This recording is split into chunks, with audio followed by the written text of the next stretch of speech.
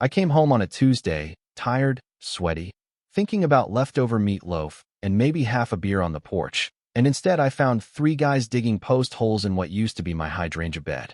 Not near it. Not close to it. In it. 3 full feet into my yard like they were planting a flag on the moon.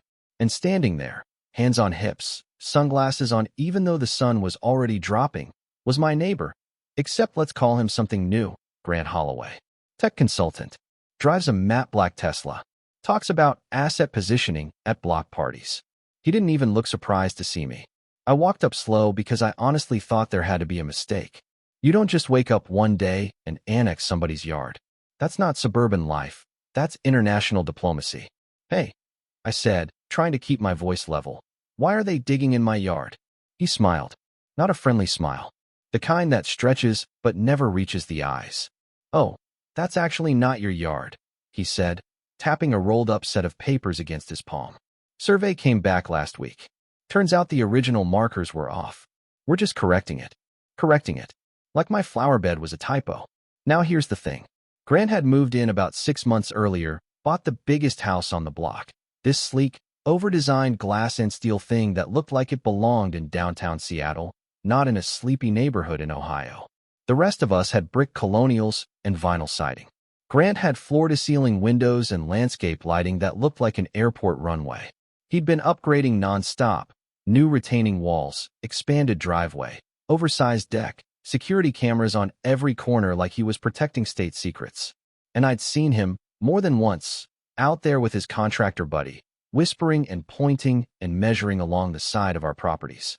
I figured he was just obsessive. Some people reorganized their closets. Grant reorganized geography. But 3 feet? That's not landscaping. That's theft with a tape measure. I told him flat out, that's my land. He unrolled the papers with this dramatic flick like he was revealing the Constitution. My surveyor found discrepancies. Your deed's outdated. Honestly, you should check it. Outdated. My house belonged to my uncle before me, and before that it was one of the first built in this subdivision back in the early 80s.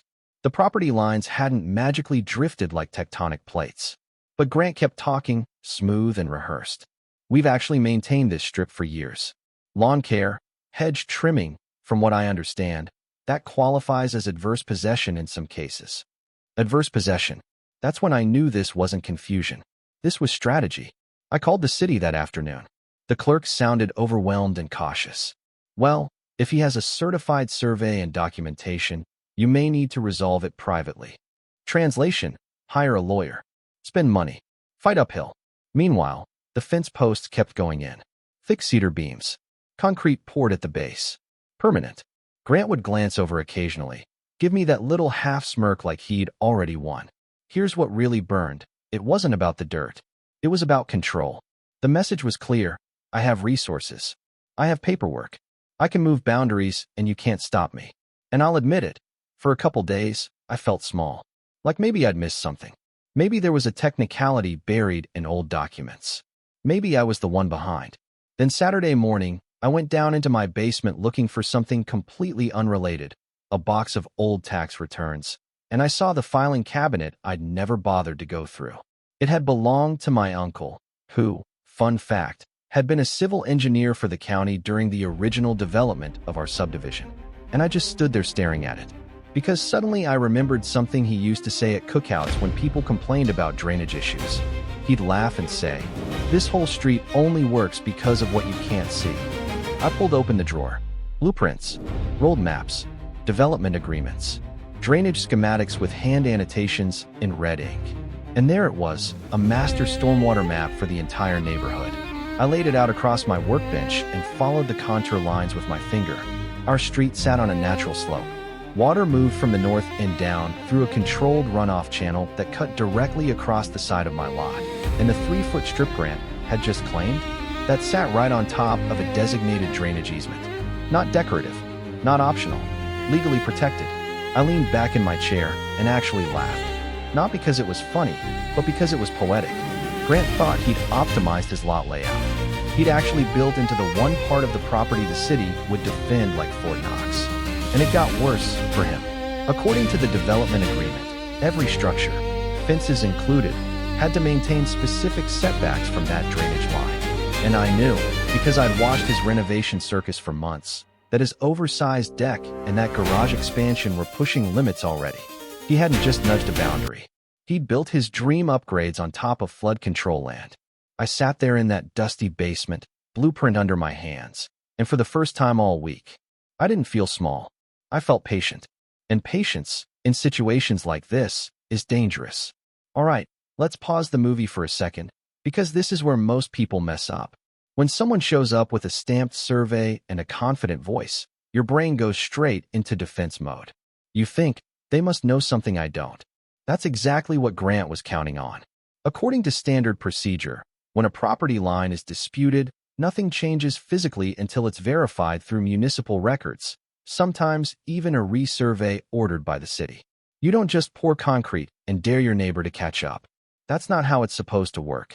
From a legal perspective, an easement, especially a drainage easement, is an optional space. It's protected because it serves the whole community. You build on it. You're not just messing with one neighbor, you're interfering with infrastructure. And cities take that personally. Now psychologically, this is a classic power move. This is a psychological trap. Overwhelm the other person with paperwork, move fast, create permanence. Once posts are in concrete, most people back down because undoing feels bigger than preventing. It's intimidation disguised as official process. Grant wasn't confused. He was banking on me folding. And here's the thing. People who rely on dominance usually assume you won't dig deeper. He underestimated how deep my basement filing cabinet went. So Monday morning rolled around, and instead of marching over to argue with Grant again, which is exactly what he expected, I made 3 phone calls. Not emotional ones. Not dramatic. Calm. Measured. Surgical. First call was to the city engineering department. I didn't rant. I didn't accuse. I just said, hey, I believe there may be construction taking place on top of a recorded drainage easement tied to subdivision phase 1, filed 1982. I have the original development schematics if that helps. Silence on the other end. Then typing. Lots of typing. Second call went to the county flood control office. Same tone. Just looking for clarification. I may be mistaken, but it appears a fence and elevated deck expansion are inside the setback requirement. Third call, environmental compliance. Because once you mention altered water flow, that wakes people up. By noon, there were 2 white municipal trucks parked in front of our houses. And let me tell you something, nothing drains arrogance faster than a clipboard with a government logo on it. Grant came out confident at first. Sunglasses on. Casual stance. He thought this was another paperwork flex. He even laughed a little when he saw me standing by my mailbox. Like I'd called in a noise complaint. Then the inspectors started measuring. They didn't talk much. Just quiet, methodical tape pulls. Laser-level checks. One of them unfolded a copy of the same drainage map I had in my basement. Grant's smile faded slowly. Not dramatically, just shrinking. One inspector asked, who authorized structural improvements within the easement boundary? Grant cleared his throat. My survey confirmed ownership. The inspector didn't even look at him. Ownership does not override easement restriction. That sentence landed like a hammer. From a legal perspective, an easement doesn't care whose deed says what. It's a recorded right of use. In this case, for water. And water always wins. By mid-afternoon, they had flagged 3 violations. The new fence posts were directly inside the drainage corridor. His expanded deck extended into the mandatory setback. And the garage addition? That had shifted grade elevation enough to partially obstruct runoff. And here's the part Grant didn't know. Apparently, there had been 2 minor flooding complaints downhill during heavy rain the previous month. Nothing catastrophic. Just mysterious pooling. Now it wasn't mysterious. One of the officials said it plainly, no emotion. These modifications are non-compliant. Construction must cease immediately. Just like that. The workers packed up within the hour. Wet concrete left unfinished. Fence panels stacked uselessly on the lawn. Grant tried to pivot. We can apply for a variance. The city engineer finally looked him in the eye. Drainage easements tied to subdivision flood control are not eligible for variance. That was the moment. The shift. You could actually see it hit him. This wasn't a neighbor dispute. This was infrastructure law. And infrastructure law doesn't negotiate with ego. Over the next 2 weeks, it unraveled fast. The formal notice arrived first. Removal of the fence. Mandatory demolition of the deck section encroaching the setback. Partial deconstruction of the garage addition to restore original grade slope. Civil penalty assessment pending environmental review. Grant lawyered up, of course. Expensive firm. Sharp suits. Letters full of bold font. Didn't matter. According to standard procedure, unpermitted construction within a protected easement is subject to mandatory remediation. No grandfather clause. No good faith misunderstanding. Especially not when runoff impact can be demonstrated. And flood control had documentation now. The final estimate for compliance? Just over $310,000. That included demolition, soil restoration, regrading, drainage correction, and inspection fees. Insurance denied the claim because the work had been completed without proper municipal permits. That's when the house went quiet. No landscapers. No contractors. No laser levels. Just stillness. I'd see Grant occasionally in the driveway, pacing, phone pressed to his ear, voice tight and sharp. Not confident anymore. Desperate. One afternoon he walked over. No sunglasses this time. This didn't have to escalate, he said. And I remember thinking, escalate. You poured concrete in my yard, I replied. He ran a hand through his hair. We could have worked something out. That's the thing about power plays. They assume the other person wants to negotiate from weakness. But I wasn't weak anymore. I was informed. The remediation started a month later. Watching that oversized deck come down was surreal. It had towered over both our yards like a stage. Piece by piece, it disappeared. The fence posts were jackhammered out. The garage wall was cut back. Soil was stripped and regraded. And then the city did something poetic. They ordered an official resurvey of both properties to eliminate future ambiguity. Bright orange flags went up. Then permanent concrete boundary markers were installed, flush with the ground, city stamped. Exactly where they'd always been. 3 feet inside where Grant had tried to redraw the world. He listed the house that fall. Quietly. No big goodbye. Sold it for significantly less than what he'd paid, because disclosure laws required documentation of the drainage violation history. Buyers get nervous when the word flood control shows up in paperwork. The Glass Palace eventually had new owners. Nice couple. Asked about garden tips. And me? I replanted my hydrangeas. 3 feet closer to where they were always meant to be. Here's what's wild. I never sued him. I never yelled. I never had to threaten. All I did was let the system he tried to weaponize examine him instead. And systems, when applied evenly, are far less forgiving than neighbors. So what's the lesson here? Because if this was just about revenge, it wouldn't be worth telling. 3 feet of dirt doesn't change your life. But the mindset behind taking it, that does. The lesson here is most boundary disputes aren't really about land. They're about dominance. About who gets to redraw lines and who gets expected to stay quiet. Grant didn't need those 3 feet to survive. He needed to prove he could take them. That's a very different motivation.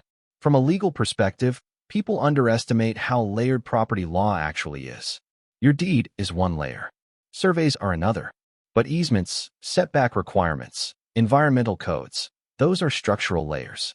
They exist because neighborhoods are ecosystems. Drainage, grading, slope management. Those aren't aesthetic details, they're safeguards.